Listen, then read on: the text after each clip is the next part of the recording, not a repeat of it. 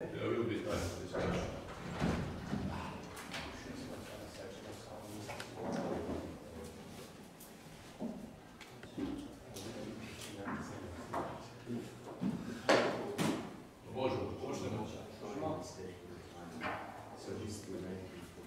i sestre, poštovani prijatelji Matice srpske, dobrodošli na predavanje u organizaciji Matice srpske i Instituta za evropske studije.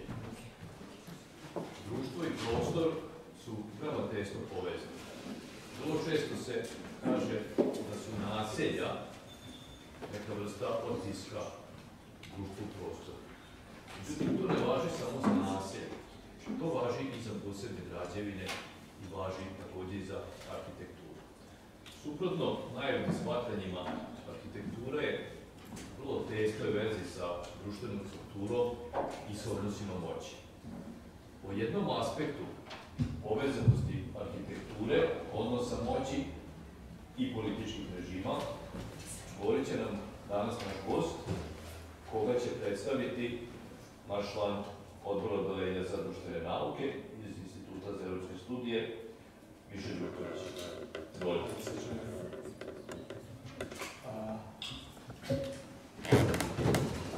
Poštovani prijatelji, dear professor Kalis,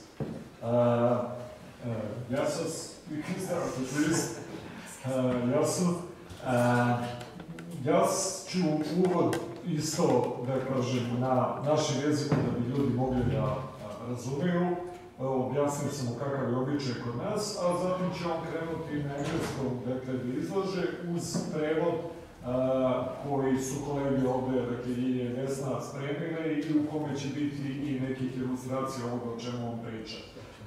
Profesor Aristotel Kalic je Grk poreklom, što po imenu možete da čujete, koji je otišao, dakle, njegovi su, pričali smo od danas, sa Peloponeza, međutim, on je rođen i odrastao u Atini i nakon toga otišao u Edinburg na doktorske studije i dan danas živi, što bi rekli, postoje škotu među vremena, da se malo našalimo, sebe vidi vrlo zadovoljnim u Edinburgu, ali umeđu vremena zaista je napravio izuzetnu karijeru, moram da kažem.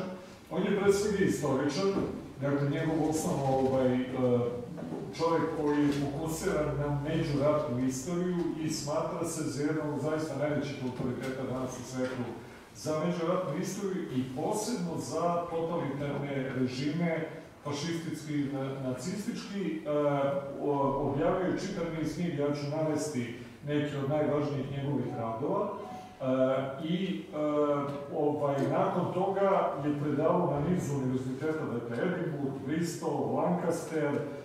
Od 2016. je profesor gdje danas radi na univerzitetu Kili, dakle u Velikoj Britaniji. Međutim, kao gostujući profesor proveo je, recimo, u Padovi, pričali smo, kako to smatra za jedan najljepši perioda svog života, razumljivo i tako dalje. I ono što je pre svega nama zanimljivo i kontakte, ajde da kažemo, ono da se zahvalim profesoru Rogeru Griffinu, na neki način njegov mentoru i čovjeku koji je uticao, dakle, kao što svi znamo, verovatno najveće ime za savremene studije fašizma. Čovjek koga smo mi imali, da se malo hvalimo ove pre 2 godine, mogućnost da preko Zuma do duše, ali da čujemo jedno njegovo sjajno predavanje o mitu, o kreiranju marša na Rim. I nakon toga, prošle godine, smo na institutu objavili zbornik radova Fašizam u savremenoj epohi, dakle, koji je aluzija na onu čuvenu Notovu knjigu Fašizam u svojoj epohi, dakle, gde smo dobili mogućnost da i profesor Griffin članak po prvi put objavimo. Umeđu vremenu, zahvaljujući profesoru Griffinu, ja sam stupio u kontakt sa ovom, da kažem, novom generacijom ili srednjom generacijom danas najvažnijih stručnjaka za izučavanje fašizma. To je zaista jedno nepregledno područje, izuzetno vredno, sa sjajnim radovima. Kolege ovde prisutni istoričari to prate i tu su pre svega ljudi kao što su Carlos Pinto ili Konstantin Đordaki i tako dalje i naravno profesor Aristotel Kalic koji je sa obojicom objavio neke sjajne radove. Da ne bih dužio, dakle, on će biti nas gost ovih dana Sutra je predavanje koje je također najavljeno na institutu, počet će od 12 sati, a danas zamolio sam ga da nam predstavi nešto što je više vezano, on ima veoma poznatu izvanrednu knjigu, dakle, o arhitekturi Trećeg Rima, dakle, o načinu na koji je Mussolini zamišljao rekonstrukciju javnog prostora u fašističkom Rimu, dakle, to je jedna od tih njegovih najpoznatijih knjiga, ali dozvolite mi pre nego što mu dam reč da nabrojim makar neke od tih sjajnih stvari koje radi i koje zaista imaju ozbiljnu recepciju. On je, recimo, 2005. godine objavljena je knjiga o nacističkoj propagandi u Drugom svjetskom ratu, zatim 2009. godine knjiga Genocid i fašizam, 2014. ova poznata knjiga Treći Rim od 1922. do 1941. pod naslovim Making of Fascist Capital ili pravljenje fašističkog glavnog grada. 2014. godine isto vrlo utjecajan zbornik Rethinking Fascism and Dictatorship in Europe, dakle ponovno promišljanje fašizma i diktature Evrope, gde on počeo i to će biti predavanje koje ćemo sutra imati na institutu, gde pravi ta poređenja između diktature, radikalnog nacionalizma i fašizma između dva rata. Ovo je zbornik koji je uredio sa Antonijom Costa Pintom. Zatim, vrlo zanimljivo i vrlo aktualno istraživanje Radical Right in Contemporary Europe iz 2015. godine, dakle radikalna desnica u savremenoj Evropi, kao što znate, posebno u vezi sa izborima evropskim ove godine je bilo dosta priča o tome. I za kraj da pomenem samo ono što je vrlo važno kad pominjamo profesora Griffina, to je zbornik Beyond the Fascist Century, ili kako smo trebali posle ili preko fašističkog veka, koji su oni, Konstantin Jodaki, dakle profesor na Centralno-Evropskom univerzitetu, uredili i objavili 2020. godine u čast profesora Rodgera Griffina. I tu ću ja stati i zamoliti profesora Kalisa, dakle, da nam da svoje uvodno predavanje, nakon čega ćemo imati mogućnost da mu postavimo pitanja, da otvorimo priču, možemo na srpskom pa da prevodimo standardno ovde. Da se zahvalim Radanu Srđanu i predsjedniku koji znam da je sa nama preko Zooma, da mu poželim dobro zdravlje, znam da sa virusima ima neki problem. And finally, I would like to thank Aristotle for accepting our invitation and being with us. Please, the floor is yours.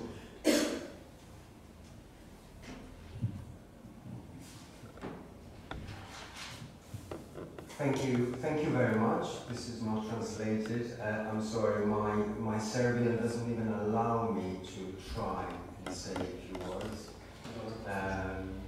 Thank you very much for the introduction. It's probably by far the most detailed introduction I've ever had. So thank you, even if I wasn't able to follow everything. And thank you to the institution. It's an honor for me to be invited in such a prestigious institution of Serbia. Profesor se zahvaljuje na pozivu pre svega institucije i kaže da mu je zaista privilegija i čast što je danas sa nama u ovoj pričali smo dosta davno o Matici, zahvaljuje se naravno nama na pozivu i pohvalio me u smislu da je ovo verovatno najdetaljniji uvod, kako je on rekao, malo se našalio, kako ga je neko predstavi, iako nije sve mogu da razume.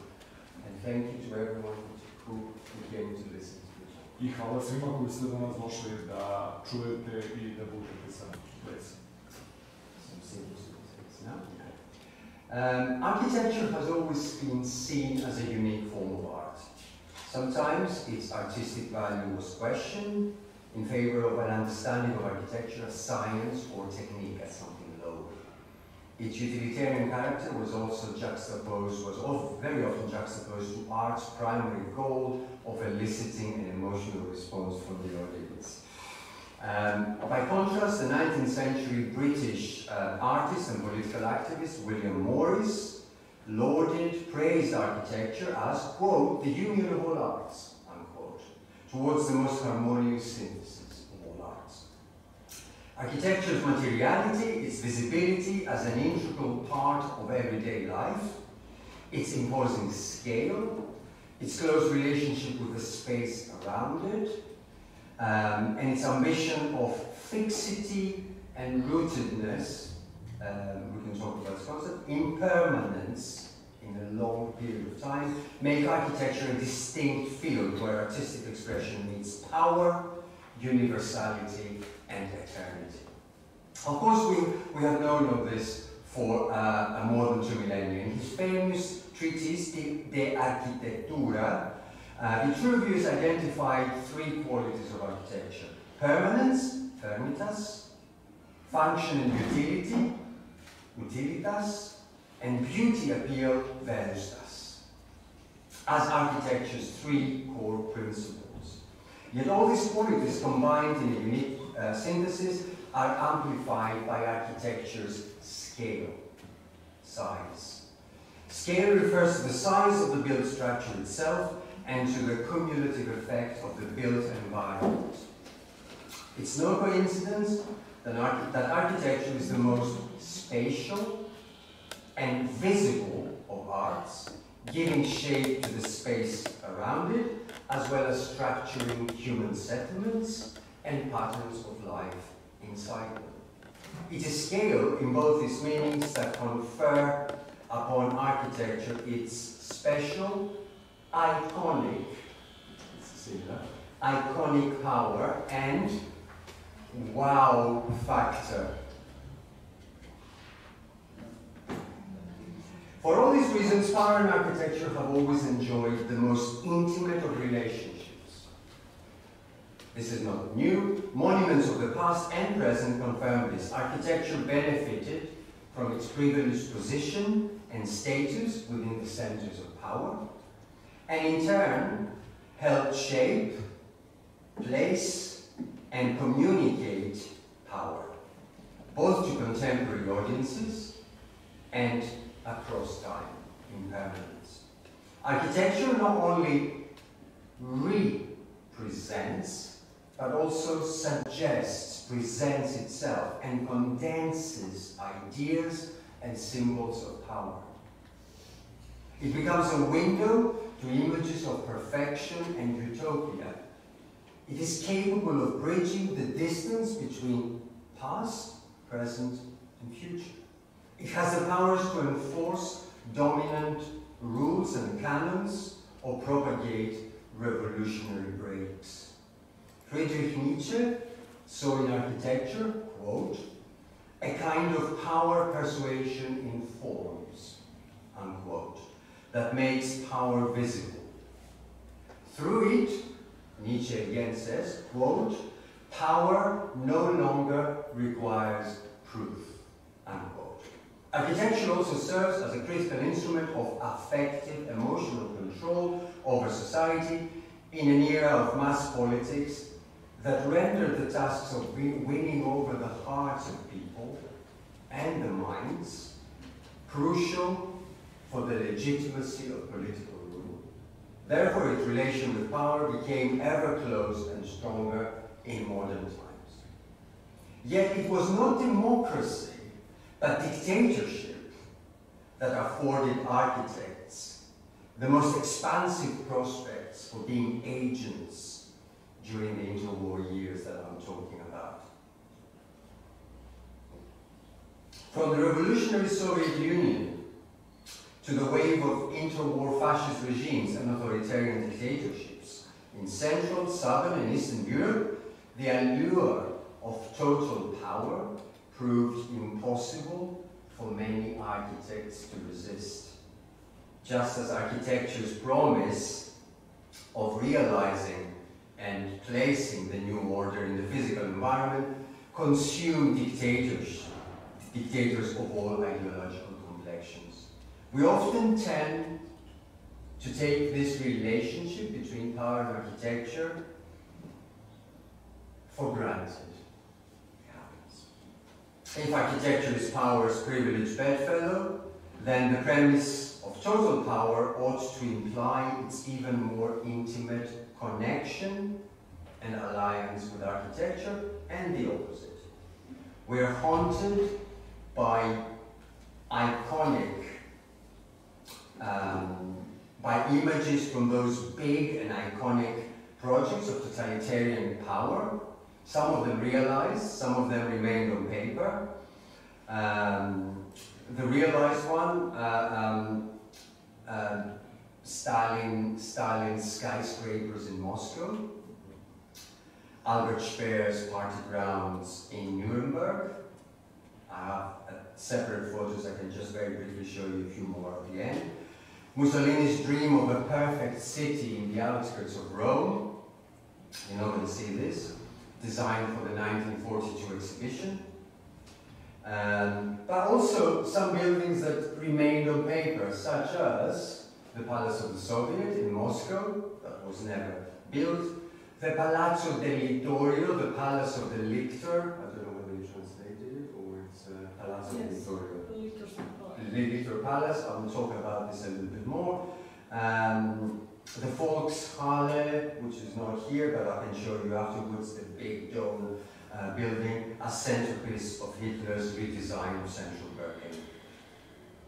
Prefacing the catalogue of a 1995 exhibition titled Art and Power, Europe Under the Dictators, that was hosted in London's Hayward Gallery, Eric Hobsbawm, very famous historian, identified, quote, 3 primary demands which power usually makes on art, and which absolute power makes on a large scale, on a larger scale than more limited authorities. To demonstrate the triumph of power, to organize it as public drama, and to serve as education and propaganda. In all these functions, totalitarian architecture was little more than architecture at the service of power, but more. More of the same, but in more pronounced form. Totalitarian architecture condensed and represented what was already written as a script of political meaning, but again, little more. This interpretation deprived architecture and architects of so much of their agency. As an active force of looking into the future, anticipating and seeking to realize an ideal future before it was actually realized. Which you probably didn't translate as okay, don't worry, don't worry. There are some introductions. Yeah. Without, before the future itself. Before the future itself, that's absolutely. So architecture is not just representing, but also envisioning, anticipating, and realizing the future before it actually happens. We're used to treating fascist Italy as a kind of exception to the other two totalitarian regimes. It was mainly through the work of historians such as Emilio Gentile that the Italian road to totalitarianism was reinstated. Yeah, okay. Even if we ascribe totalitarian ambition to Mussolini's dictatorship and bring it once again in line with Stalin's dictatorship and Hitler's dictatorship, the Italian road reserved a very special place for architecture. To a far, far greater extent, and for much longer than its peers in the Soviet Union and Germany, the fascist regime in Italy actively invited debate and controversy about architecture's role under the fascist state. Roger Griffin and Marla Stone, two historians who have worked on this topic, used terms such as totalitarian pluralism, hegemonic pluralism, to highlight the fascist regime's embrace of diversity, competition, openness, and the rejection of totalitarian uniformity in a way that was not seen in the more uniform cases with Stalin's socialist realism or Hitler's reliance on his favorite architects, Paul Ludwig Trost and Albert Speer, of course.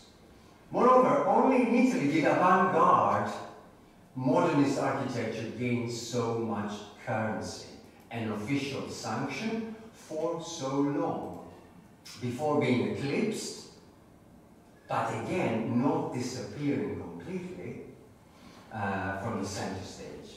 Finally, perhaps more intriguingly, the fascist regime in Italy left behind a very prolific build record, a far more prolific build record than its fascist counterpart in Germany. Planned and produced more prestige architecture across Italy and in the colonies in Africa and Eastern Mediterranean, and redesigned, one could say, fascistized. Does that translate in Serbian? Okay. More cities and towns with a long list of new plans and buildings, and even new cities, new settlements constructed ab nihilo from scratch. But it was not just a matter of producing more and more. Important though this thing was, architecture in fascist Italy enjoyed a special relationship with the iconic, that sets it quite apart from Nazi Germany or even Soviet Union, with which I would say it shared more similarities in that respect. I use the term iconic, which translates Iconic, okay, so you know what I mean. I use this term, iconic, and I will come back at the end, not only in the sense of prestige architecture, big architecture, that impresses and wows with its excessive scale and presence, but also in another fascinating sense, of a visual statement of utopia, through architectural form, that sought to interpret proactively fascism's true essence and to give concrete shape to the regime's identity. Viewed from this perspective, fascist iconic architecture performed a political and a moral function of the highest order by aspiring to be a programmatic declaration of a utopian future that was yet to come, or was yet to be determined. This sense of iconic status was not measured by architecture's ability to represent a fixed ideology in built form, but mainly by its ambition to define it, to present it.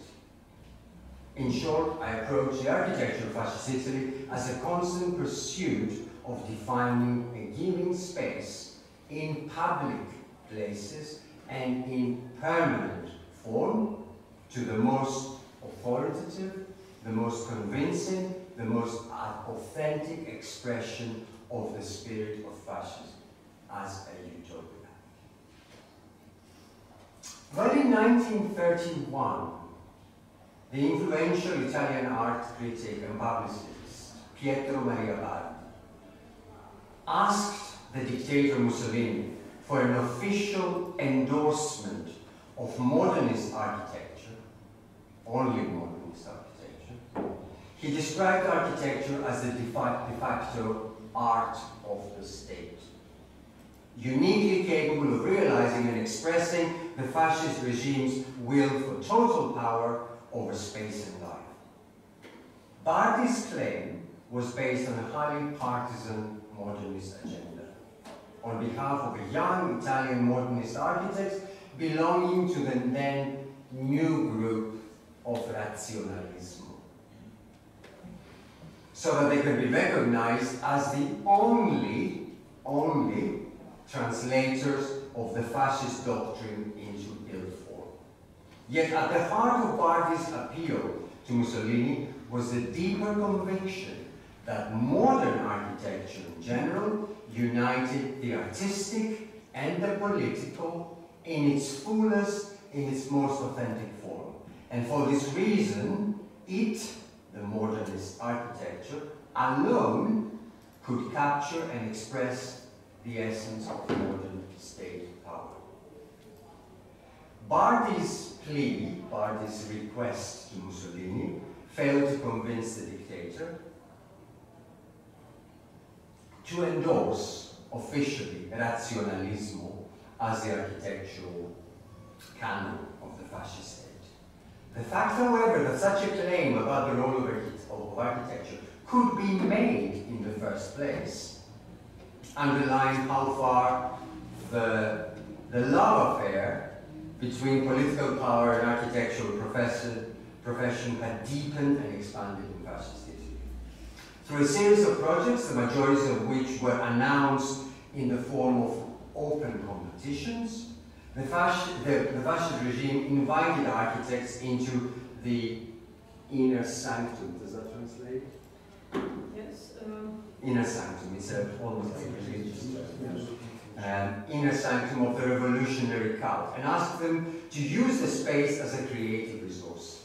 In this sense, architecture emerged as a laboratory of political as well as cultural inspiration and of radical scenarios of future utopia that was still waiting to be defined, to be written.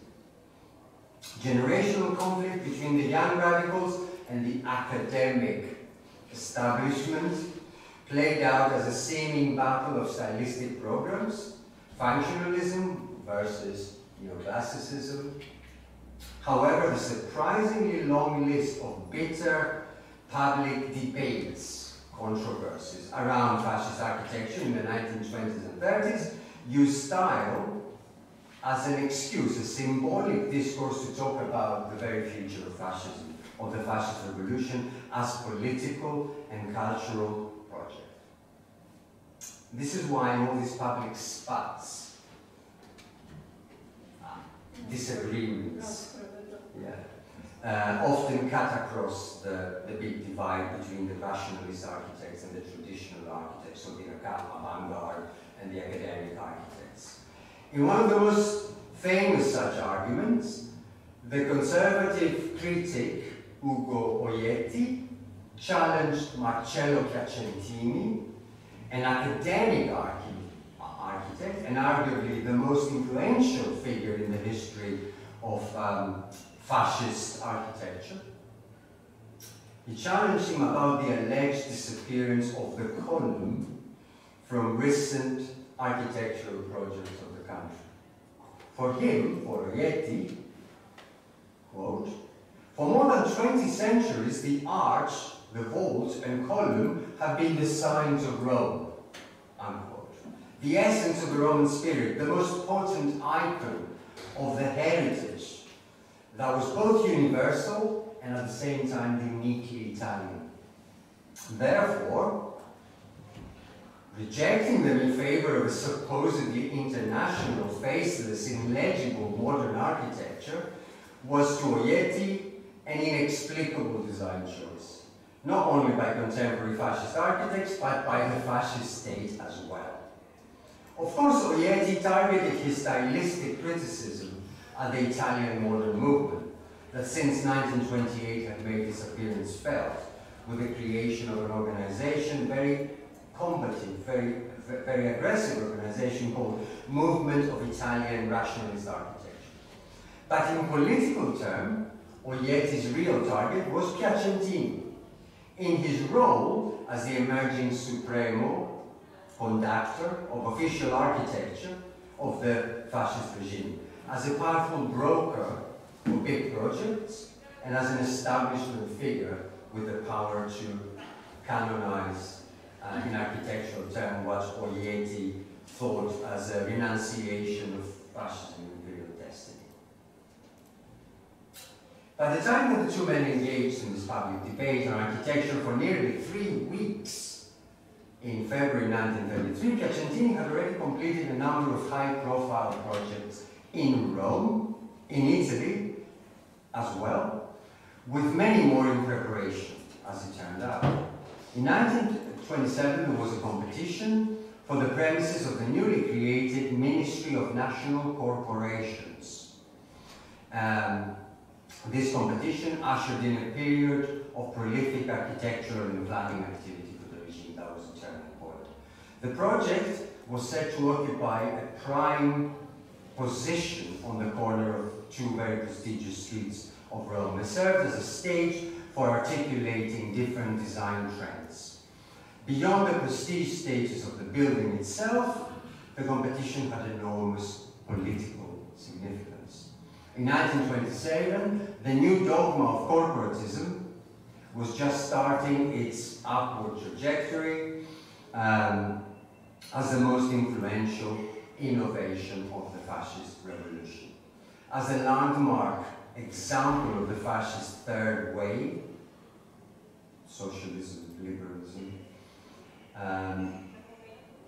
paradigm, corporatism was sold by the regime as the ultimate political alchemy, and a new framework that went beyond capitalism and socialism, put an end to class division in favor of national productive unity, and offered an alternative to decadent parliamentary democracy. It began its life as a domestic solution that would define the new regime, but was soon marketed as the foundation of a new fascist era across the world. Such an important political project was surely worthy of its own ministerial portfolio, and this is precisely what happened in July 1926, when Mussolini himself became the first minister of national corporations. More importantly, however, fascist corporatism needed its symbolic temple at the heart of the fascist state.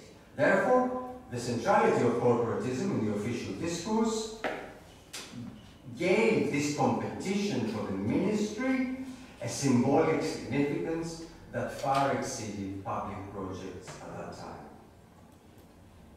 In fact, it was widely believed that the competition was as much about the building itself as about ideas for the future official fascist architecture to be used in all future public government buildings.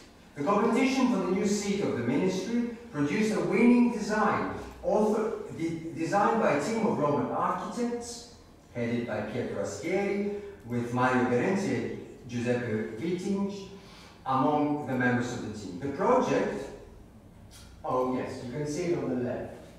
This is the first project. A partly hollow curved volume, you can see it here, was praised for its daring interpretation of the available space. A difficult curved side on one side and ascending plot near the foot of the street. It was also singled out for its imaginative fusion of modern and traditional features from Rome's vast architectural heritage. However, in the end, the judging committee awarded the first prize for the competition to Giuseppe Vaccaro and Marcello Piacentini, who, the second design, who collaborated in the construction of the ministry between 1929 and 1932. The Piacentini-Vaccaro partnership produced an austere, monumental construction of concrete and marble that was nevertheless highly untypical in terms of its decoration and material. And a team of artists, very notable artists, came together in a creative partnership under Piacentini to decorate, to execute a decorative program for the ministry building, inside most of it. These decorations, together with a highly innovative use of new functions and material, transformed the building from a cold bureaucratic institution into a symbolic exaltation of fascist social and economic policy. At the time, that was the peak of that fascist corporatist parabola curve, if you like, in the wake of the publication of the 1927 Labour Charter, which was the main text of corporatism, fascist corporatism. But there was much more behind this public quarrel between Piacentini and Orietti.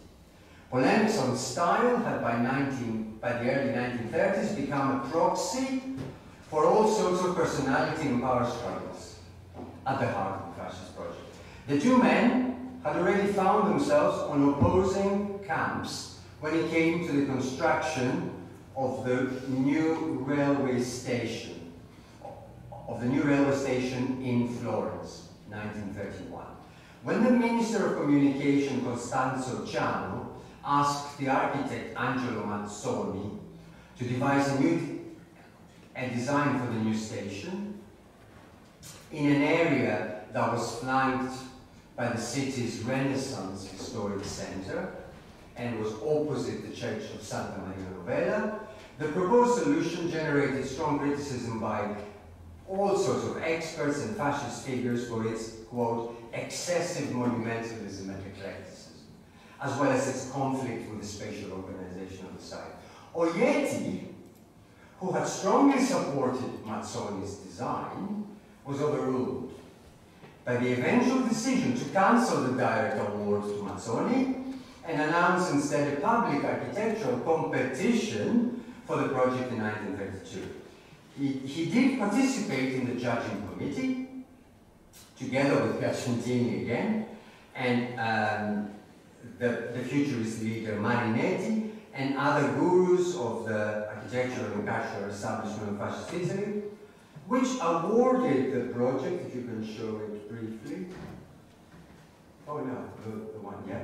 Which awarded the project to a group of Tuscan architects headed by Giovanni Michelucci. This to the top, you can see, and this is Santa Maria Novella. For a design that was unashamedly modern, strictly rational, and entirely free, you can change it now, if it's in the previous paragraph, and entirely free from the rhetorical excesses of Mazzoni's early design. What Oieti did not know at the time was that Piacentini was working behind the scenes to prop up support for the design by Michelucci, and thus paved the way for the final award to the actual group. The new Santa Maria Novella station in Florence became an icon of the new wave of modernist architecture in 1930s Italy, and an icon for a modernizing, future-facing fascist revolution that clashed with the more conservative visions for the future of fascism. Together with the rationalist design for the new cities of the new city of Sabaudia in the area south of Rome, a project that Mussolini had personally inspected and approved, they became the condensed statements of the rationalist architecture as art of the fascist state. And the promise, false as it turned out, that the tide had decisively turned in favor of the radical fascist brand. The divide ran deep into the ranks of the fascist party, pitting former original fascist fighters of the 1919, 1920, 21, 22 against, I may have missed something here, against the new entrants, it doesn't matter. The latter figures as prominent as the two-party secretaries, Francesco Giunta and Roberto Farinacci, saw themselves as the true custodians of the original spirit of the fascist revolution, and resented the seeming rise of a new generation of leaders, people like Giuseppe Bottai, who were driving the perceived reorientation of the fascist project. In the sense, the public war of words between the conservative supporters of the revived Roman arches and columns on the one hand, and the pure forms of razionalismo on the other, reflected a deeper battle of a very different trends at the heart of the fascist regime, of the fascist revolutionary synthesis of the traditional and modern. There is a quote there. This is what very, very interesting historian, cultural historian Jeffrey Schnapp had in mind when he described fascism as an unstable mix of dreams of radical restoration and rapture. It's claimed that it was a unique product of Italian history, yet represented a universally applicable third pathway to modernization, and so on and so forth. Schnapp made this comment in relation to a defining event that took place in 1932, the year of fascism's 10th birthday, big birthday. 10 years after the March on Rome that had propelled Mussolini's power, the fascist regime organized a rich program of nationwide celebrations, decennale, accompanied by another series of landmark architectural projects. The symbolic pinnacle of this 10th-year anniversary, was the exhibition of the fascist revolution, hosted inside Rome's main exhibition hall.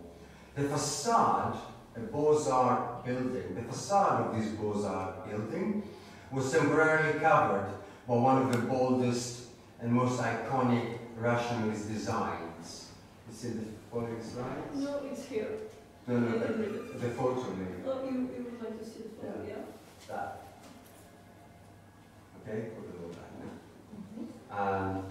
The facade of the Beaux-Arts building was covered by this design by modernists Terenzi and Adalberto Libera. True, this was not architecture of fermitas. It wasn't in the sense that it and everything that was included in the exhibition were ephemeral structures that were dismantled when the show closed its doors in 1934. But by being liberated from the tyranny of permanence, ephemeral architecture was conceived for the present moment. This offered two distinct advantages. On the one hand, it afforded creative freedom to the architects and rendered their design choices less controversial. It would disappear afterwards, so it's fine. And rendered the bold design less controversial because their creation could be undone within a specific short period of time. On the other hand, it gave the design a more intense life in the present, transforming it into a radical proposition for permanent architecture in the near future. Terenzi and Libera, the people who did the facade, appropriated the Roman signs of the column and the arch, stripped them down to the timeless elemental form, as superimposed and put over them the full arsenal of fascist icons on the final design. Carefully avoiding a cliché Roman-style monumentalism or an originality linked to the avant-garde that would render the work unintelligible to the contemporary audience. The exhibition was a monster success, with more than 2 million visitors and 2 chronological extensions. When it was eventually dismantled, it left behind a unique corpus of historical materials and important artistic and architectural ideas of fascism representation. Even before its conclusion, Mussolini had decided to turn this ephemeral show into a permanent one and place the exhibition into a new complex designed as a secular cathedral of fascism in Rome.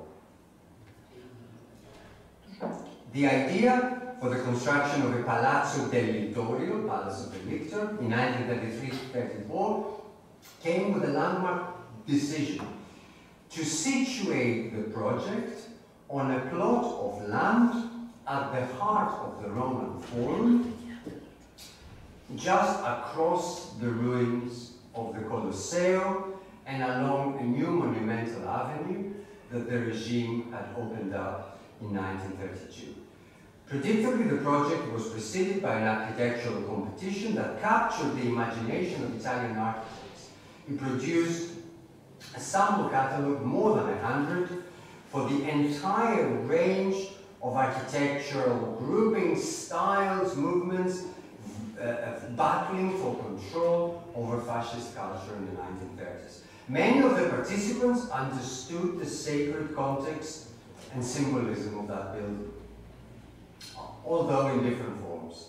As an oversized Casa del Fascio, that was the name given to fascist headquarters, as a political hub, as an exhibition space, as a civic cathedral, as a fascist archive, this complex, Palazzo del Littorio, would embody the charismatic foundations of the new fascist society, with Mussolini directing the complex organism and at the same time engaging with the new fascist human being outside the building through the balcony, which you will see in a moment, and in the platform. Competition and designs. Going through the enormous variety of plans is impossible. However, I would like to single out a single team submission in order to highlight how architecture had already assumed the role of political adjudicator and a laboratory of new solutions for the regime.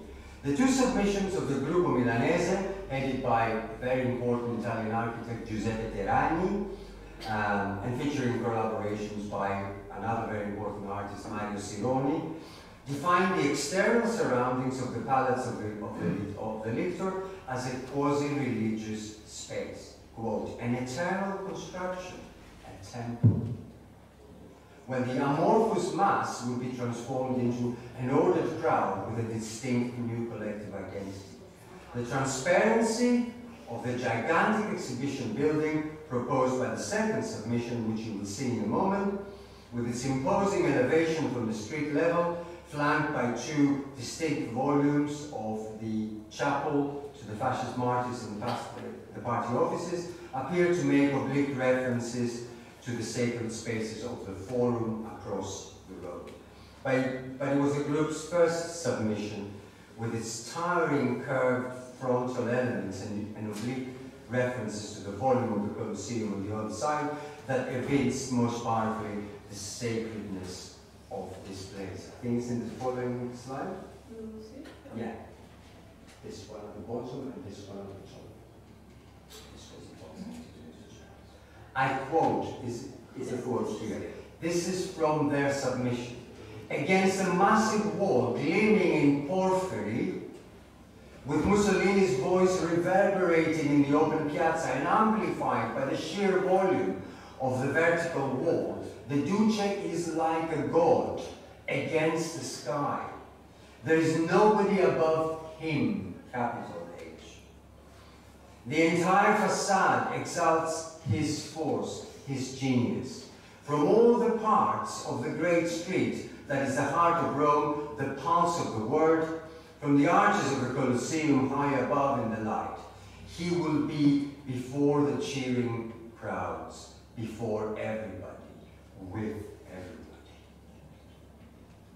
This was an architecture of political ambition and canonical power that invested firmitas, utilitas, have you translated this? Yeah, okay. And venustas with the force of a radical program. Now, but for a future yet, not yet here, but in the future to be realized. In another competition, announced in 1933, this time for the regulatory plan for the northern town of Pavia, a group of modernist architects that had formed the BPPR partnership presented what they described as a totalitarian plan for the radical transformation, but also the entire life of the city. You will see it in a moment. That's the next one. A historic Roman time. You can change it now if you have to change. A historic Roman city with a significant medieval and early modern architectural heritage, Pavia was reimagined by the architects as a perfect embodiment of what they now call corporatist urbanism, a radical translation of the corporatist doctrine through rational design and style into permanent form that would also serve as a blueprint for the transformation of the whole urban planning and economic activity across the region. By the time that the BPPR presented their scheme for the competition, corporatism had already started being criticized and attacked by some more conservative forces of the regime. But with the project, the architects sought to reclaim the initiative by presenting their version of a perfect marriage between corporatist ideology and rational design as the only true translation of the fascist revolution in built form. So it is this plan, and you can see here. The powerful ways, it's still here, yeah. The powerful way the architectural style and siting communicated political message was not lost on the opponents of the modern architecture.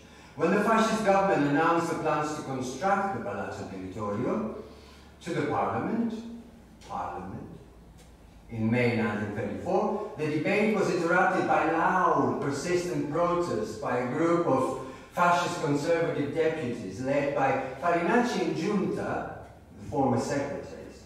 The minutes of this tumultuous debate, with the president of the fascist syndicate of architects defending the plans, is very interesting. There is only a very short excerpt that I would like to quote. Farinacci: "We are done with the modernist movement. Together, let's go back to Roman classicism." Teruzzi: "We've had enough of Sabaudia, the modern city." Teruzzi: "It's Bolshevism and Marxism. It's German and Bolshevik stuff." Fascist accusations of foreign Bolshevism and Marxism when talking about modernist architecture were not unique to Italian fascism. In Nazi Germany, the two adjectives were invariably used, with the former accusation Jewish as the worst form of accusation imaginable in the Nazi psyche. The difference, however, was that in the case of this debate, the attacks concerned works sanctioned by the regime, works promoted by the fascist state.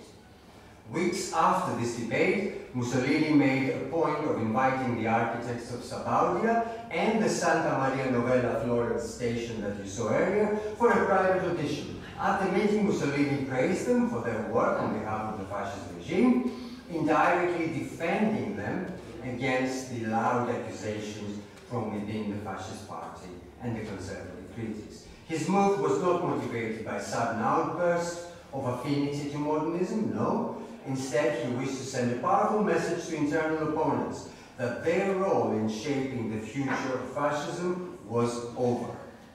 However, once again, he stopped short of providing that vote of confidence to rationalism as an art of the state that the modernist architects had tried to get from him since 1932.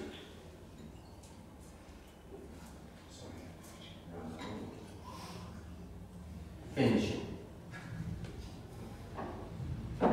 Soon afterwards, the political tide turned decisively against the modernists, the rationalists. The political climate became dominated by the invasion of Ethiopia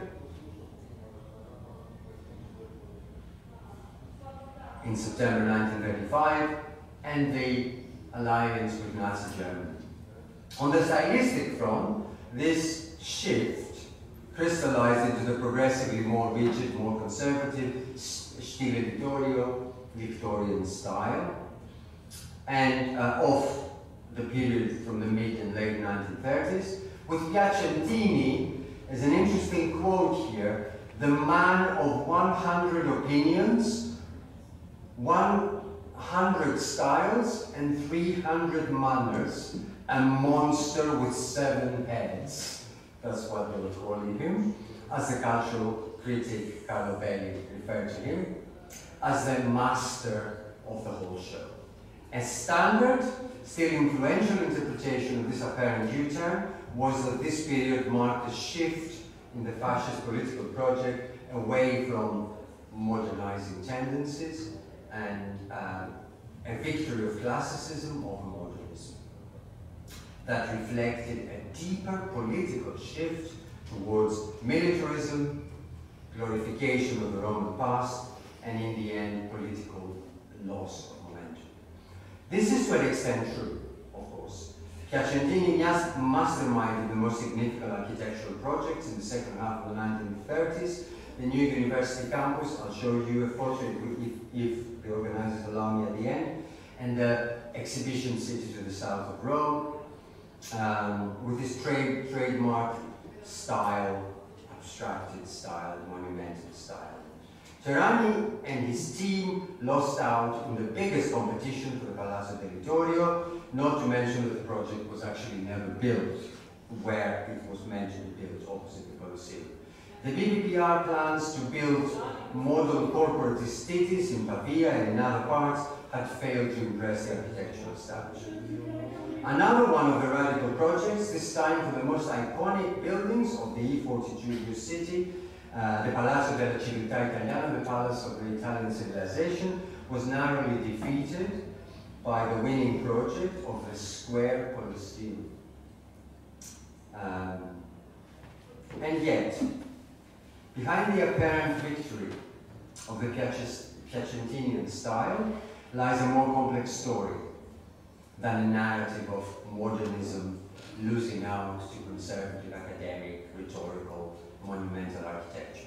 In fact, both the young rationalist and Piacentini appear to be working to the same goal, albeit in different ways. Sarah Goldhagen, a historian of architecture, suggested that the best way to understand modernism is as a discursive revolution, rather than as a movement defined by style. She argued that modernist buildings, projects, and urban plans have been discursive proposals offered up either as ideas or as facts on the ground, with the intention to test the validity and to gather official support and sanction for them in the future.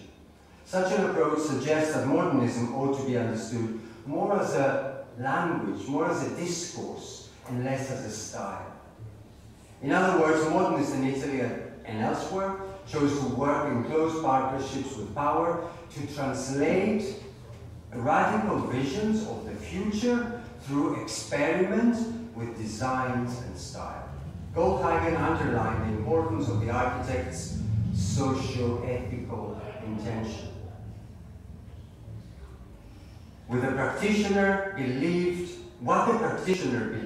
his forms would signify to the society and the people for whom they designed. The diversity of their propositions and the dialogue with which they presented and defended them reflected a not yet utopian future. This diversity and disparity of styles belied the coherence of the questions that they were seeking to answer. Not passively, but actively, as programmatic power centers. In this critical respect, Piacentini and the other more conservative promoters of the Victorian style were on the same side of history as the rationalists and jointly opposed the rhetorical architecture of the Roman columns and arches sponsored by Oietti and other more conservative people. Piacentini's search for an architecture of synthesis between future and tradition, revolution and emotion, between the international and the local and the national, the universal and the present moment, came to rather different design and style propositions from the ones put forward by rationalists, but served the same political and cultural brief, which was to translate the spirit of fascist revolution in fixed form, in the present, in order to shape its path towards the future. Though often criticized by architectural historians and his contemporary rationalists, there is another illustration which you will see in a moment. That's by Bardi when he criticized Piacentini in 1931. In fact, Piacentini's mediation between modernism and classicism in the Italian context constituted a more intelligible simulation of a utopian future. Piacentini himself, where are you here? In the text? Yeah. I have to break up. If you go back 1 second. No, sorry, not here, down. So it's You would like to see yeah. This is the table of horrors that Bardi was created in 1931. So I'm going to go to the part that says, that brings me to my final point. This is here. Yeah. So it is. That brings me to the final point, because I think I've spoken for too long. The word iconic has a double meaning. On the one hand, it refers to something that condenses, typifies, and articulates the essence of something much bigger. This kind of iconic cannot be something entirely unique and unprecedented, but rather something that retains an elemental, irreducible, and identifiable, legible degree of analogy with what it represents. On the other hand, iconic denotes something that is unique, groundbreaking, and spectacular for how it departs from conventional forms of representation. The two meanings are different, yet they share a crucial similarity. They extend and translate their underpinning idea in order to propose it as an authentic expression of the whole and a proposition for the future. There's a word missing there. Architecture, the privileged bedfellow of power, invested in the iconic as a means for capturing and presenting in iconic form, in symbolic terms, and in fixed, permanent form, the vision of an ideal future society. This relationship was at its closest in the totalitarian regimes of the 20th century, and never closer than in fascist Italy, by far the most anxiously productive and pluralistic of the lot. In spite of the ferocity of the public debates about style, architects in fascist Italy embarked on a political mission to turn their ideas into stone and cement, concrete, to create their icons of the fascist revolution, to give permanent material expression to their future fascist utopia in the present, and to situate, to place this utopia in privileged public space. This was more than merely architecture serving and dutifully representing political power.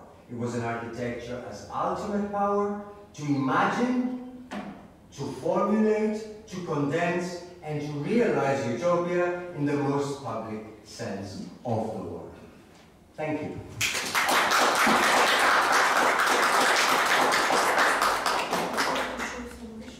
If we have time, there are some photos at the end. I just wanted to show you. This is the exhibition city that Mussolini designed south of Rome. Dakle, ovo je izložbeni grad, najveća predseda koji pominjan u Rimu. And this is the square Colosseum. To je takozvani četvrtasti Koloseum. And you would have this very futuristic arc, which is like the arc of St. Colosseum.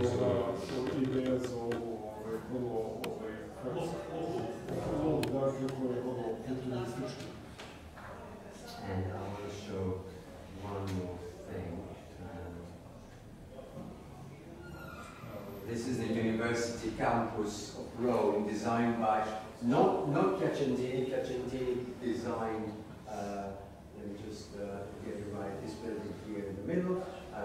This transition. Dakle, ovo je kampus gdje je Piacentini također bio uključen. I to bi bilo to. Samo?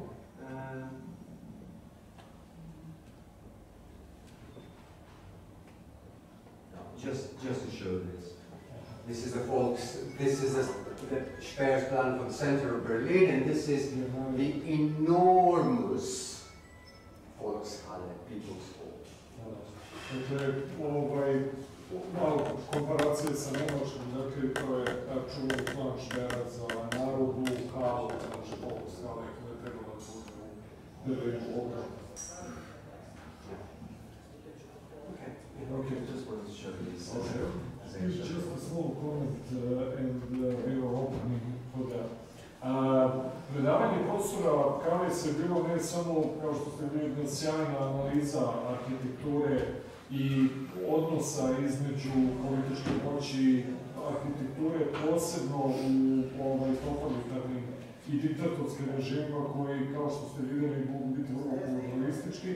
Nego je opet s druge strane jedna ilustracija odlična toga kuda danas studije fašizma idu. Recimo, mi smo radeći na ovom zborniku vidjeli da je to sad daleko prevazišlo ove klasične istorijske priče i da se sve više ide u stvarne analize slojeva i konkretnih dešavanja, recimo šta se sa društvom dešavalo, šta se dešavalo, na primjer, sa socijalnom politikom u pojedinačnih država i kao što ste vidjeli, recimo, sa arhitekturom ili medijima ili propagandom i tako dalje. Tako da je ovo zaista jedno što rekli vrlo inovativno i savremeno ilustracija savremenih studija fašizma koji se razvile bukvalno jedno posebno polje sa posebnim časopisom, redovnim konferencijama, znači konfas, konferencije o fašizmu i tako dalje. Kratko ćemo prevedem i onda možemo sa debatom. I just said that this was not only a specific lecture about architecture and politics and power and so on, but that actually this is very much illustrating contemporary development of the fascist studies, which has went beyond the classical, ideological issues, political, and moving more and more to the cultural, architectural, to the practical analysis of how the system really functioned and so on, just to give some illustration on that. And we are now moving into the debate. Izvolite, slobodno, sa pitanjima, komentarima.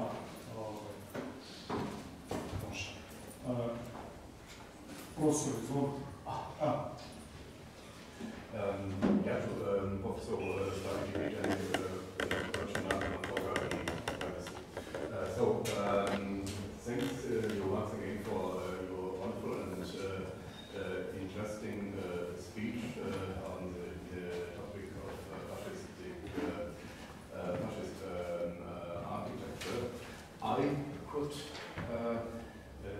now add some personal experience I had once in my life with specifically Italian fascist architecture. I have to emphasize I am from Germany and socialized in Germany.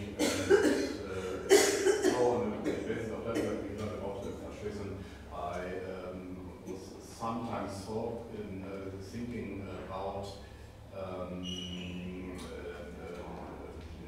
some propagandistic words of the former Nazi regime in Germany. Du bist nichts, dein Volk ist alles. You are nothing, you give everything, tini sinistra, say it without. And when I came to Italy and was passing by in Milano, I saw the Milano station. And you have talked in your speech many about design, rational design and style. This is also very specific, but what was very impressive to me was the mere quantity of this station. And I suddenly thought, oh, this just quantity and mass wants to kill me and tries to tell me, you are nothing. You are people, and this means I mean the building. I'm just everything. So my question in this country is: have you perhaps heard something about in the theoretical literature about the question if the term of quantity, does the architectural theory of the fascists stress any? Do they consider quantity in this way? Znači ovo svoje pitanje, ja sam iz takao da sam ja jednom imao ličan doživljaj sa fašističkom arhitekturom u Italiji.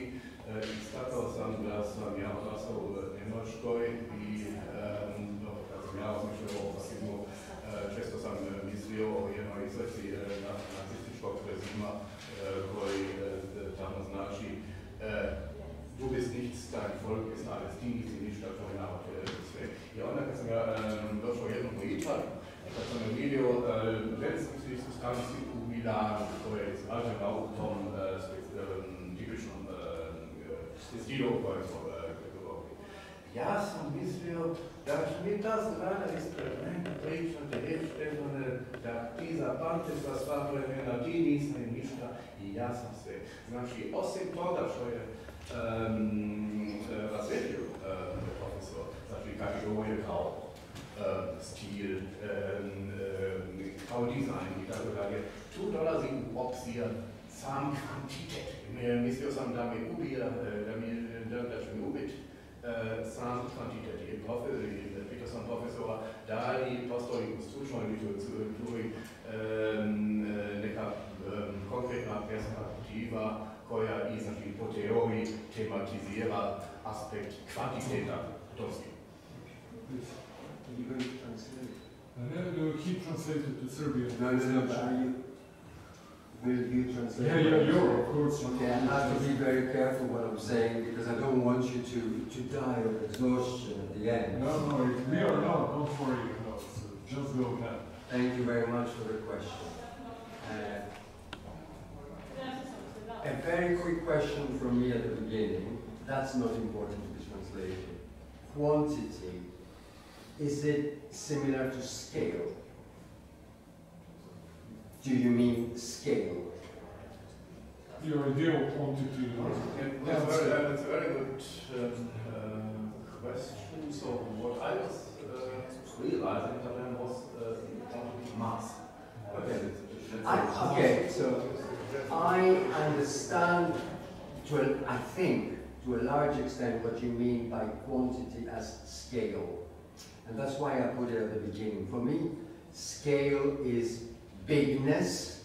There is very interesting literature in architectural studies about bigness, which is a horrible word, bigness in architecture. So what does volume, mass, overbearing architecture mean?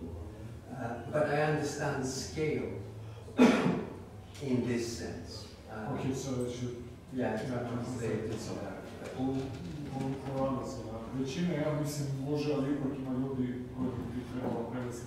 Dakle, ono što je profesor Štefan pitao, dakle, ideja o kvantitetu, profesor je zamolio da razjasni u kom smislu kvantitet, je li to, ne znam, proporcija, veličina, i došli smo do te ideje bigness, u smislu velikost, kako je on rekao, sam vrlo ružna reč, ali koja asocira na to i pomenuje da postoji jedna knjiga koja govori o značaju bigness, odnosno velikosti u arhitekturi. And the big, large-scale architecture is also what I meant to an extent by this wow architecture. And the wow could be wow, or could be wow. Exaltation and suddenly fear.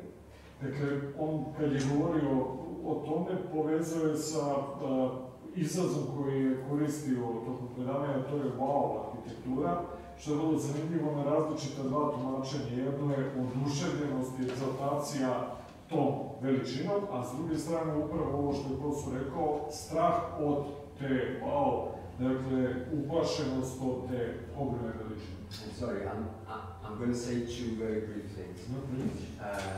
The railway station of Milan is, relatively speaking, an early fascist architecture project. A large part of the design was already in the making before Mussolini came to power. So the competition, the idea of redesigning the Milan station was actually already there. So Mussolini ran the competition, the regime ran the competition, the design. But it's a very good example. It is probably the less representative of the architecture of the fascist regimes in the late 20s and throughout the 1930s. That's not criticism, I'm just saying that it kind still of stands on its own. It's Yeah. still important. The style is different. It kind of moves away from that synthesis of the two. But still impressive, still... No, impressive much more than many of the other projects. Then I've got one more thing. Dakle, profesor kaže da ta stanica je vrlo zanimljiv primjer, jer je zapravo kompeticija, odnosno natjecanje, što bi rekli, za izgradnju uređena pre dolaska fašista, odnosno Mussolinija, i da ona nije reprezentativna za ono što je klasična fašistička arhitektura u tom smislu, a opet je ona izuzetno impresivna, velika, moćna, što govori o određenoj, kažemo, i kontinuitetu sa prethodnim režimom, onda ona u svakom slučaju jeste ona jeste rađena za vreme Mussolinija, ali da je već pre toga krenuo taj čitav proces. And one final point. Još jedna stvar. For any regime, more so for totalitarian regimes, architecture needs to be visible. This is how power is communicated. And you can do this in two ways, or both ways. Dakle, za svaki režim, a posebno totalitarni režim, neophodno je da arhitektura igra ovu ulogu, znači vidljivosti, demonstracija moći, prisustva, ukazivanja na snagu, impresioniranje i tako dalje, i ona to može da radi na dva načina koja će sad vam jasniti. The first way is to build huge structures. Jedan način je da se naprave naravno ogromne strukture. You can't build a million, a thousand big structures, you have to be quite selective, but they're big. Dakle, ne možete napraviti mnogo takvih struktura, morate da budete selektivni, ali one zaista moraju da budu impresivni i veliki i snažni. The second way is to build more in more places to affect more and more people in the everyday life, which means you don't build necessarily huge, but you build all here and there and there and there and there and there. Dakle, drugi način je da ne pravite tako ogromne strukture, ali vrlo specifične koje onda rasejete na različitim mestima. Dakle, ovde, tamo u različitim gradovima i da ljudi u svakodnevnom opštenju prolaze pored toga vide i doživljavaju ceo taj utisak koji politička vlast želi da im prenese. And I think this is probably the biggest difference between a regime like Nazi Germany, where all this is concentrated in this kind of condensed, massive scale, and Italy, which has its big buildings, but the list of Casa del Fascio, any buildings, is huge. It's huge. It's beyond recognition.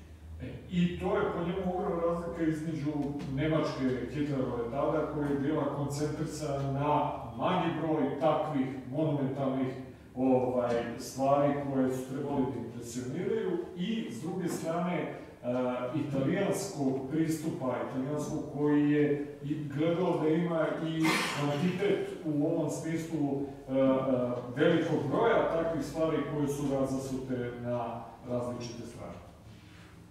Thanks. Thank you. I have a question. May I, Professor?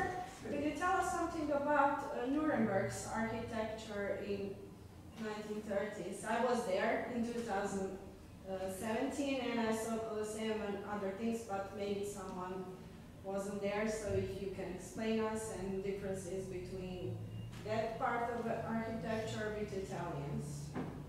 Možete prevediti samo za kratko. Ja sam bila 2017. u Limbergu, pitala sam profesora da nam objasni arhitekturu nacističku u Limbergu i da nam objasni razlike u odnosu na italijansku fašističku arhitekturu.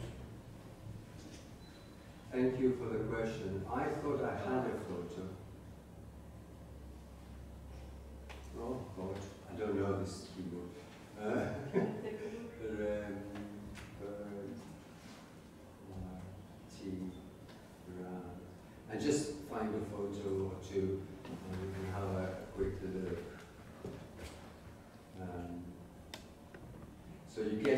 here. So, oh, what did you think when you saw it? It was enormous.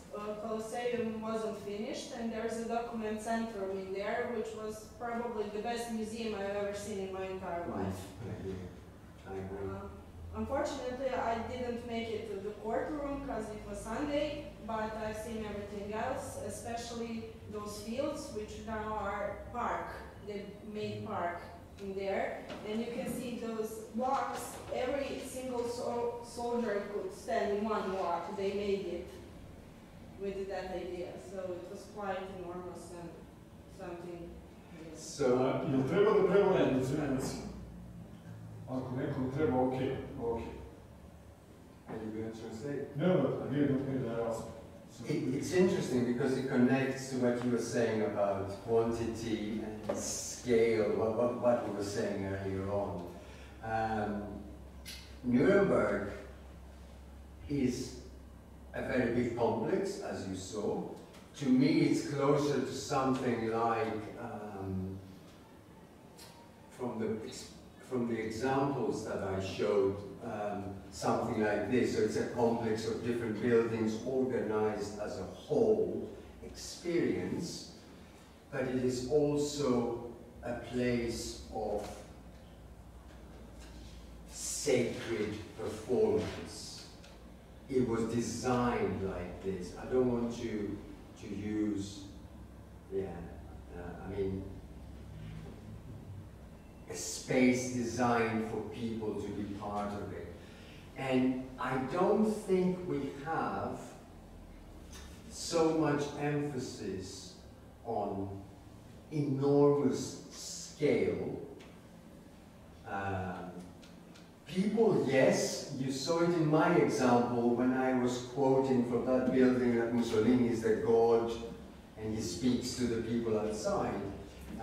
So there is that kind of connection, but I think the Italian version of this architecture is not only smaller in scale, but more embedded in everyday life of the citizens. And to me, that is its enormous power, that it becomes part of the environment. And can I say a very brief comment? This topic has a contemporary relevance, because a lot of people criticize the Italians of today, of the post-war, for not doing enough to criticize fascist architecture. And I think that is true to an extent, to a significant extent. But unlike in Germany post-1945,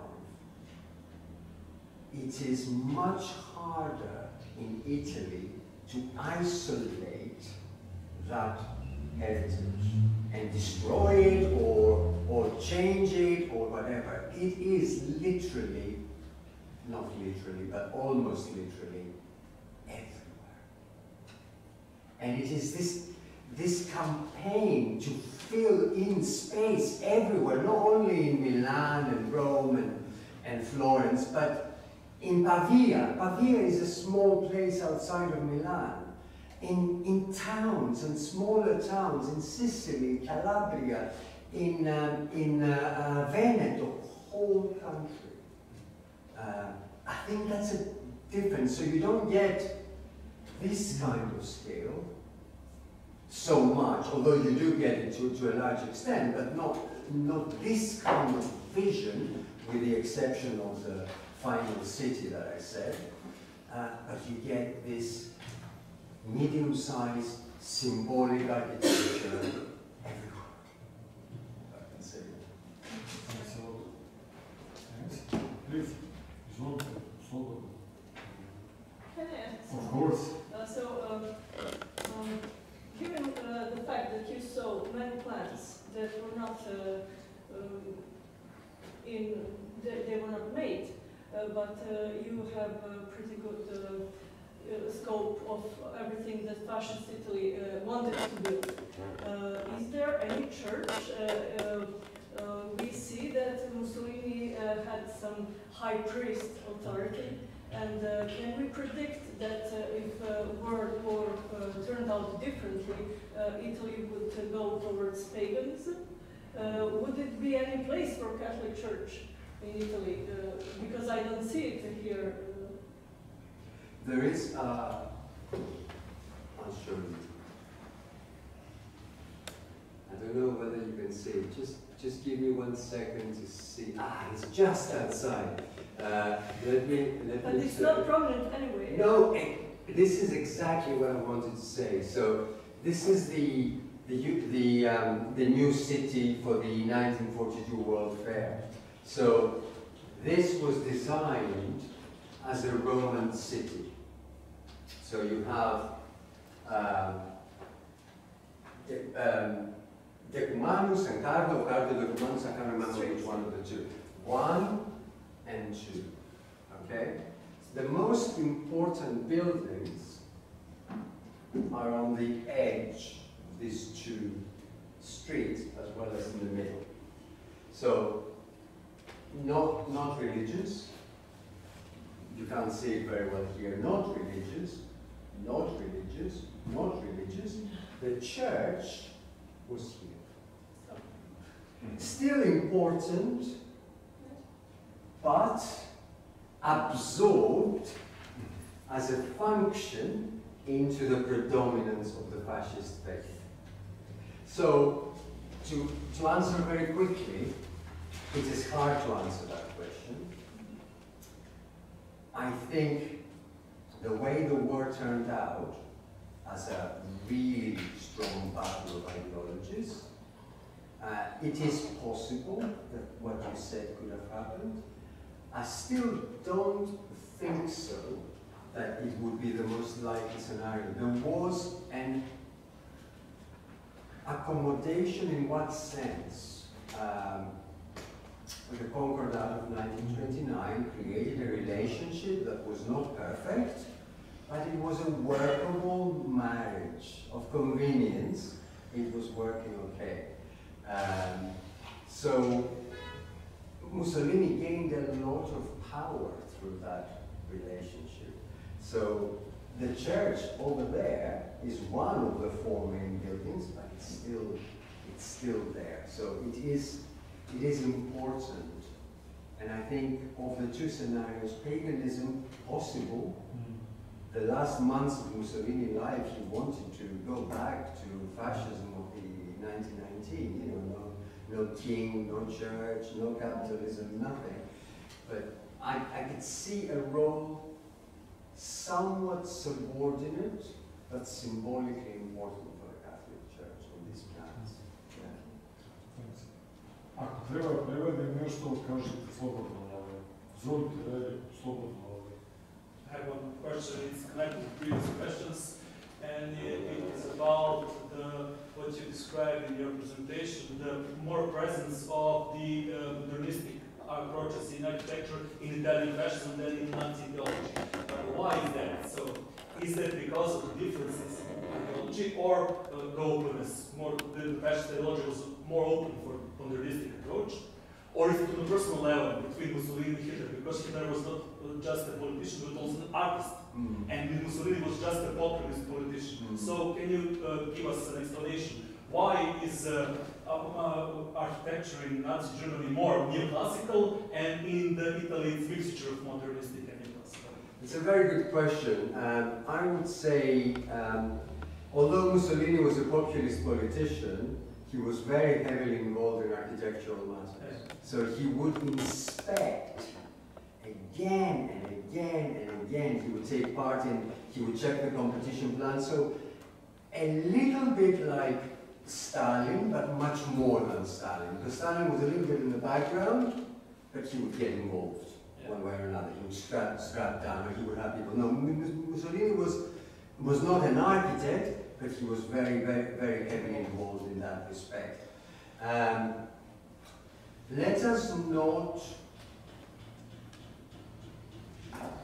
and I'm not saying you're doing this, I'm saying for me, let us not exaggerate the openness of the competitions. yes, they were more open than in Nazi Germany when they were basically like, you do this. But the lines were drawn. There was only one artist in Nazi Germany. Exactly. Well, two maybe. If you get forced in the middle, yeah, you go both. But he died, so Speer had the upper hand. No, in Italy, the idea is basically, one of my colleagues, Marla Stone, and I mentioned her, calls it totalitarian pluralism.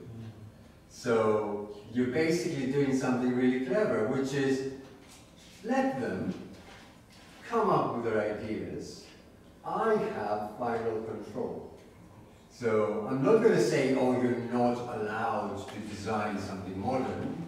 In fact, I'm going to invite it. But I wanted to say one final thing for the difference between the two.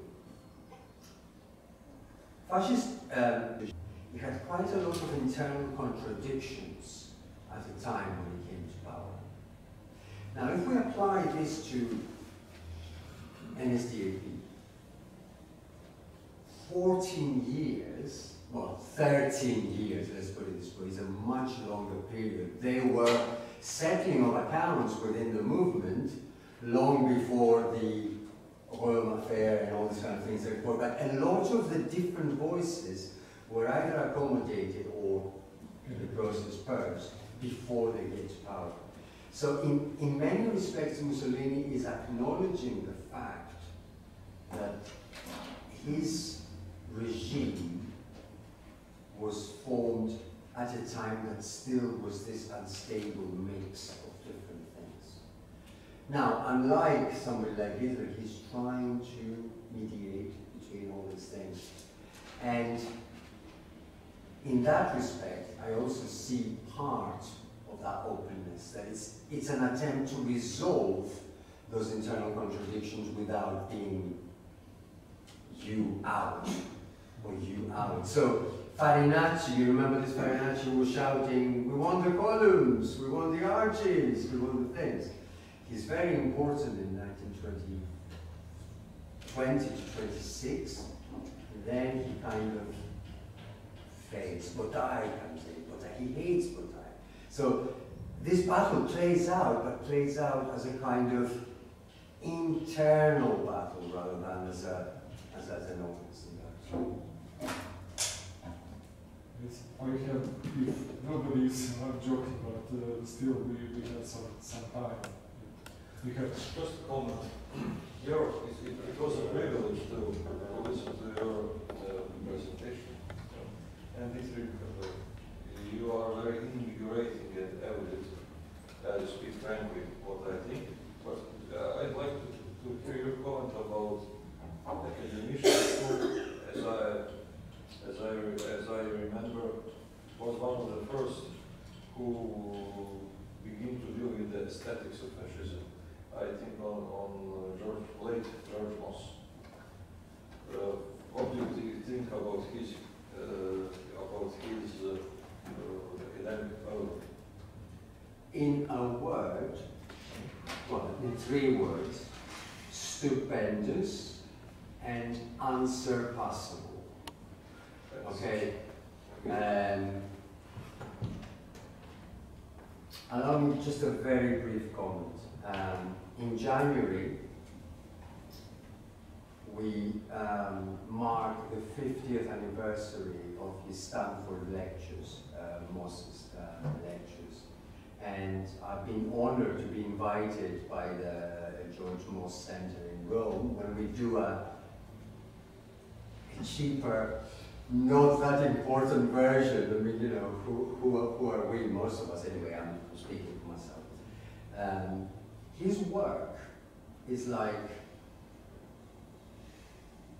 a box that you never get to the bottom of it, and you always find new things that you didn't know so much before, or people haven't written so much before, and he hasn't written so much before, which is a frustrating thing. Also, as a personality, he was more of a low-key person. Historians sometimes can have very big egos, and this is part of the problem. his work on fascism provided us with the spine that we need to move. I don't think I can say a higher praise for somebody that I consider, you know, take away his thinking and the whole thing comes out. Many thanks. You know, his name is almost, his academic work is almost unknown in this, not only in Serbia, but in this region. Only one of his works, indeed excellent, the history of the racism in Europe, is translated into Serbian, and all his other works are unknown, yes. Thank you once again. No, I think we all owe him, and I don't say this in a kind of standard way that you say I owe this 25,000 people are dead because of the work or whatever. Everyone who writes about fascism does something that irritates me a bit. Throws in a reference, me included, okay? We all throw in a reference to Mosse at the beginning, done, paid the tribute, and we move on. That's so unfair. That's so unfair. And I have already, in what I'm writing now, but also in my previous book, tried to kind of say, you know what, there's so much more there than just saying Mosse, the pioneer of fascism, studies. Sorry. Okay, I will use my chances, my possibilities here for a time. I had one comment and two questions actually. By the way, while we were coming here, Professor Kali's is not the first time in Novi Sad. He used to come, and of course made a lot of teachers. And of course we concentrated on the Brašov's legacy here, and he explained me that of course, you know, that the government, Zgrada Vlade Ivanovića, is much more Italian style, while parliament building is, you know, classical Nazi. Both. No, I would say both. Both. Because it looks quite a lot like the Piacentinian design in the Città Universitaria. But there's clearly an Italian connection here, and I don't know enough. A lot of other buildings in the center that he recognized as very Italian style of those times. So it would be really worth of exploring for some good historian of art here and so on. By the way, first, of course, you know, we already, I will try to cut it short, but we already, during our trip, spoke about that it's really a privilege of this work that you can invite people that you like to listen to, learn from them and ask them and so on. So we are really enjoying very much English. I will have a lot of things to ask, but first, concerning the comment, that's why I mentioned this about the development of contemporary fascist studies, it's a general totalitarian studies, because we still have, and I think unfortunately at the faculties people are still taught like in democracy you have pluralism, in, you know, totalitarian dictatorship you have this stupid idea of hegemony, of, you know, that everybody is deciding, Stalin comes out and says this will be.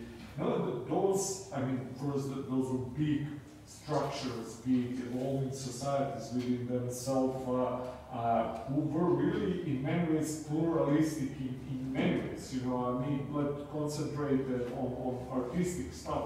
Only, it's, for example, very interesting when you compare Soviet Union in the 20s and Yugoslavia in late 40s and 50s, how this, let me say, clash between modernist in Russia and Soviet Union, you know, highly ultra-modernist and social realists, let me say, conservatives in that classical style, came out with the different solutions. As we know, you know, like in Soviet Union, they cut them all, more or less, or forced them to go to retreat and so on, returning back to this, well, pioneering brutalism, social realism, and so on. While in Yugoslavia, it lasted for a very short time, and already, we could say, at the end of the 40s and the beginning of the 50s, not only people like Lubada, who was really fantastic modernist painter, and the whole new generation came out, but it was especially visible within the literature, how already in 52, 53, 55, they completely erased these classical approaches. So it's very interesting, and considering Italy, I think that we could, when we consider internal debates and fights that were going all the time, I recall in 29, I think exactly the time when Lutheran Accord was done, Evola wrote one of his famous books that he didn't want to be republished. After that he gave it up because it was really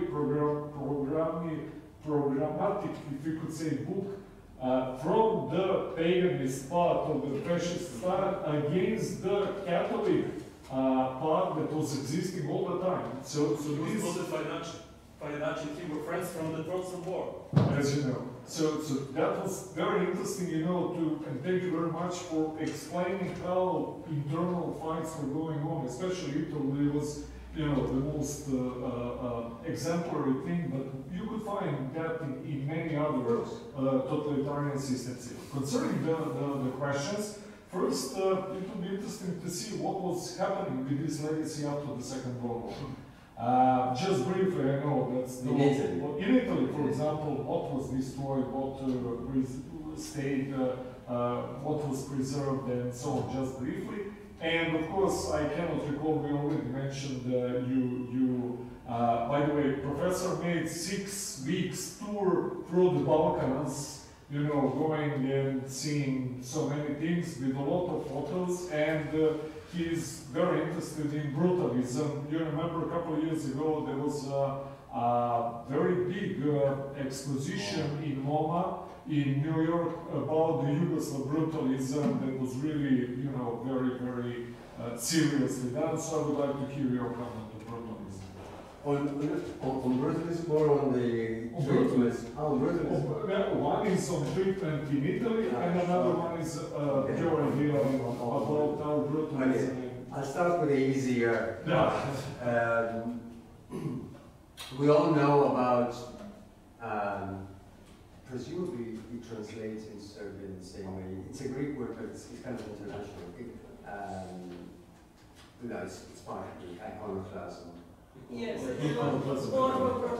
it's not Greek.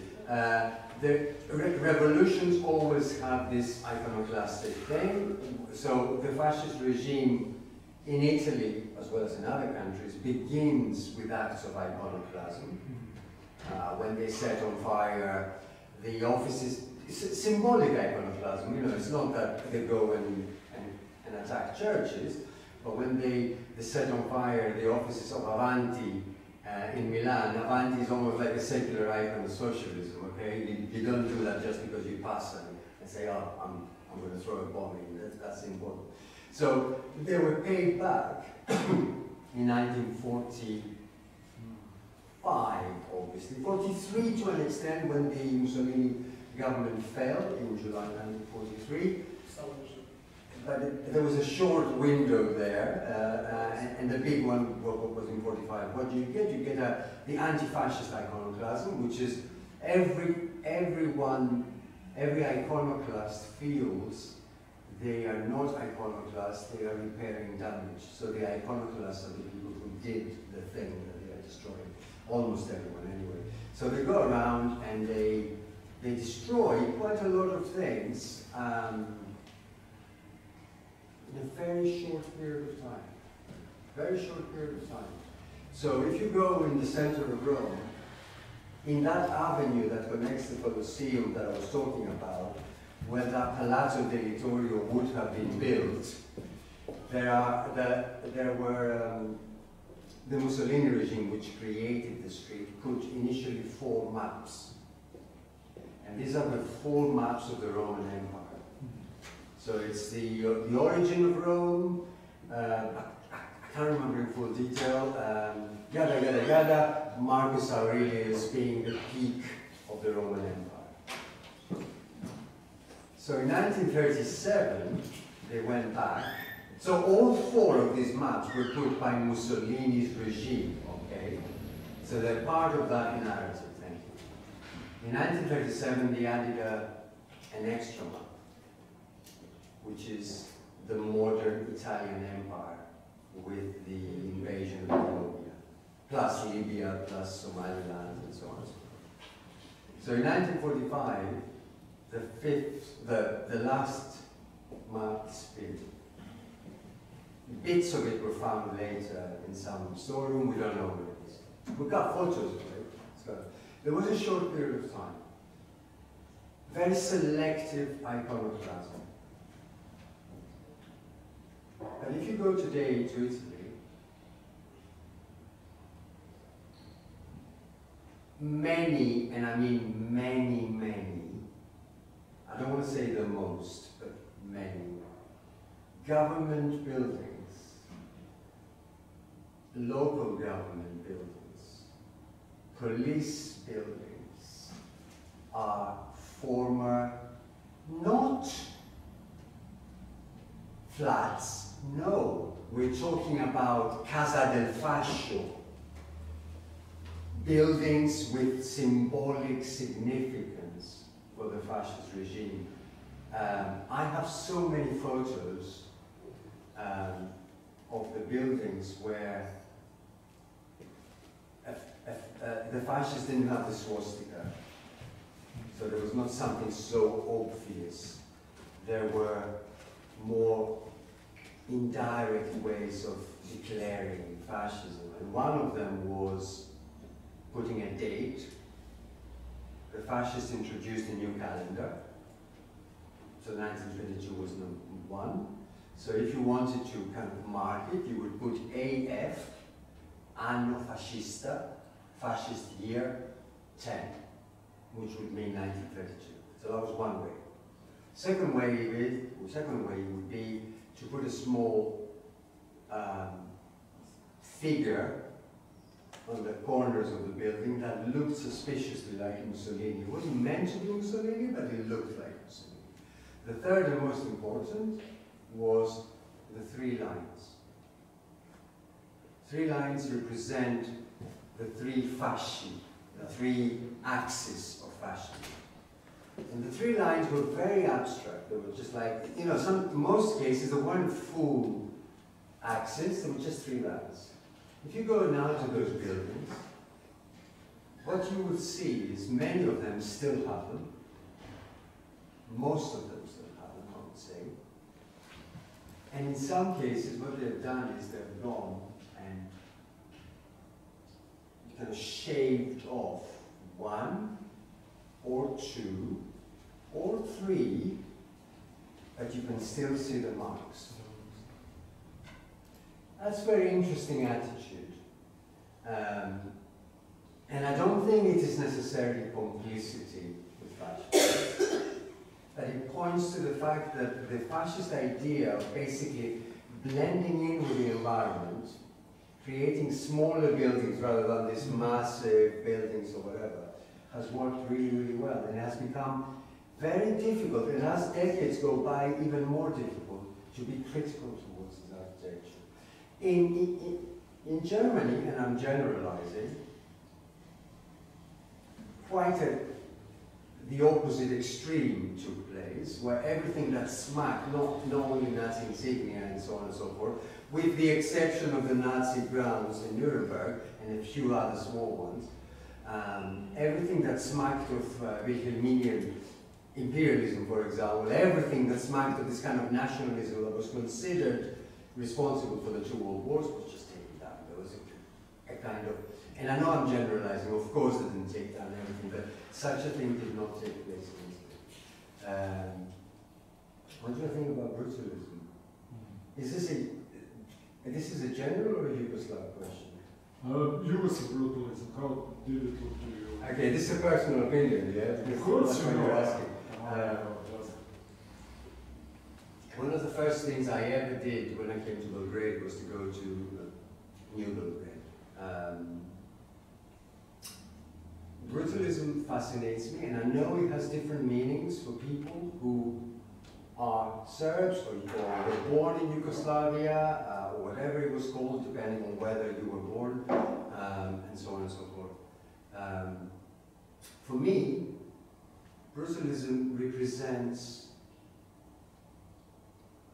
and I'm not talking about New Belgrade only here, I'm talking about generally as a common, doesn't represent an architectural style. Again, I'm saying something similar to what I'm saying here. It's not something that looks pretty or horrible, depending on your point of view. To me, it represents a concept of living. So it's the form to communicate a concept of living. So today we look at, do you call it Genex? Because I used to call it Genex. Genex. Oh, it's the towers of the MoMA exhibition in 2017 or whatever it was. It was like, oh, look at this amazing building and so on and so forth. Yes, it's that. But most of brutalism is not wow buildings. It's houses, it's shopping centers, it's urban centers, it's civic centers, and so on and so forth. The reason why I appreciate brutalism is because it is the expression of a concept of living that was very, very ambitious. Now, I don't say that I approve of the concept of living, but we live in times where architecture and planning is so empty of any kind of ambition to shape life, where the only thing we're interested in is expensive flats with balconies over the river, and jacuzzis ideally at the top, shopping malls, big hotels and so on and so forth, or blocks of flats that are made to make the developers rich. So yes, I appreciate not brutalism as a style, which I like, by the way, okay, but I know that most people don't, but the underpinning concept. For me, brutalism is a planning rather than a predominantly architectural. Sorry, that's too long. No, it's okay, but that's what we see everywhere. You know, it's corporate in the broad sense, not in this, if I could joke a little bit, you know, social Mussolini idea of tripartism and so on. But you know, full corporations that are, you know, just taking money and reorganizing our cities to be like, you know, just for producing the money and taking as much money as it's kind of, you know, sort of cheap entertainment. Cheap entertainment. Exactly. One of the most interesting architects, some of you may know him, many of you will know him, maybe Rem Koolhaas, has written a book that's called, which is in his usual type, it's kind of huge book, called The Junk Space. Because like 90% of the architecture that we produce today is junk space. Internal as well as external. He says, you go to an airport, and when you get to the shopping stroke entertainment park, it's junk space. It serves no purpose other than to fill in a space for people to make money and people to spend some minutes of the utter ennui for being at an airport and waiting for a flight.